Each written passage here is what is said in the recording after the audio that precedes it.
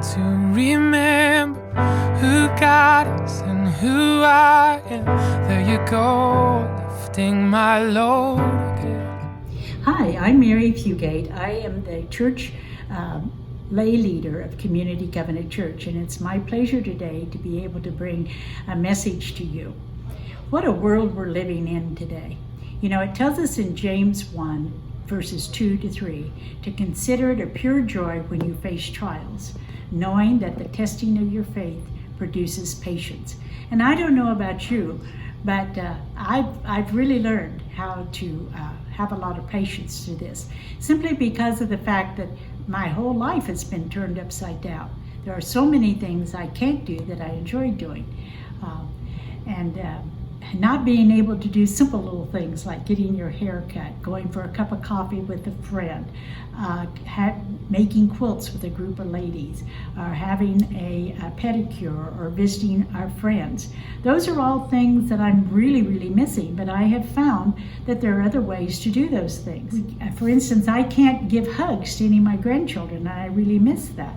You can't kiss the babies, and you can't do handshakes. We can't go to church, we can't do Bible studies, we can't do life groups or do mission work, but we can do some of those things via our technology that we have today.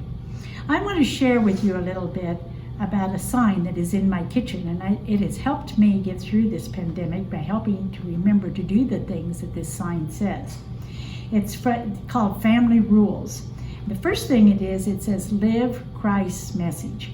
This pandemic cannot keep us from doing that, and that is something we need to do every day and continue to do throughout the rest of our lives. It says, teach by example, to be kind and generous. And we certainly can do that by helping other people and being generous with our time and our effort to make sure that our neighbors and our families and other people are okay. It also tells us to thank God every day for what we have. And sometimes during this period of our lives, it doesn't seem like we have much to be thankful for. But stop and think about all the wonderful things we do have to be thankful for. And it also says, fill your house with love and laughter. And we all can do that. Find something to laugh about every day and tell somebody that you love them. Make time to worship. That is critical, because it's through our silent time in worship and prayer that we can that will help us get through all of this. Be grateful for all you have. I've talked to many of you, and you've said that you're cleaning out closets and you're ready to give some things away. Stop for just a moment and give thanks to the Lord that we live in a country and a time where we can have just about anything we want. We are so grateful to do that. The next thing on our list, it says, slow dance in the kitchen. Well, you know what? That sounds like something I really would like to do, because I do like to dance. And so I said to Floyd one day, do you see what it says on that sign? It says, let's slow dance in the kitchen. Do you want to do that with me? Well, you know, Floyd's kind of shy and quiet. And he said, no, Mary, I don't believe I want to do that today. But you know what? While we're doing dishes in the kitchen, you can turn up the music and just do a little jig right there and enjoy it. Forget quickly and don't hold grudges is another item. Living close together like we're having to, and being together more with lots of people in our homes.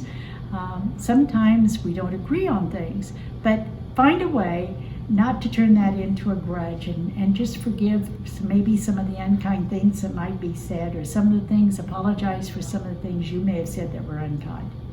Show compassion. Show compassion for your neighbors and your friends and the people that don't have what you have. One of the things it also tells us is that we need to hug often and with intention. Well, we can't do that in this pandemic, so we'll just have to wait until it's over with. Then the last thing that it tells us to do is that every day we should find comfort in prayer. So be sure that when you're sad, or when you're happy, or when you have found something that you really appreciate, that you stop and take time in prayer to just thank the Lord for that. And I'm going to read now for you Proverbs 3:5-6.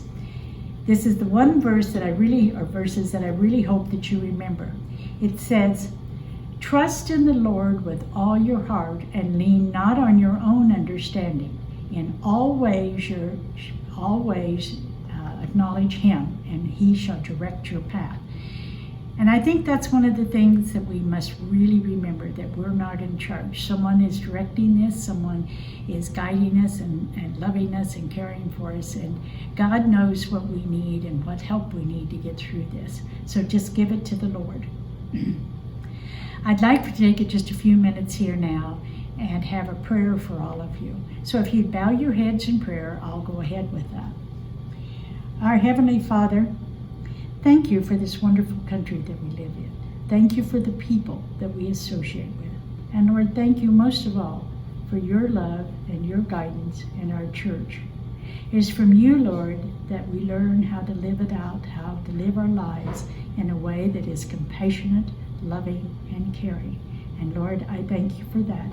And bless each one of the people hearing this today, and continue to be with them as they make this journey through the pandemic, and help them wherever it is needed. We ask these things in your name.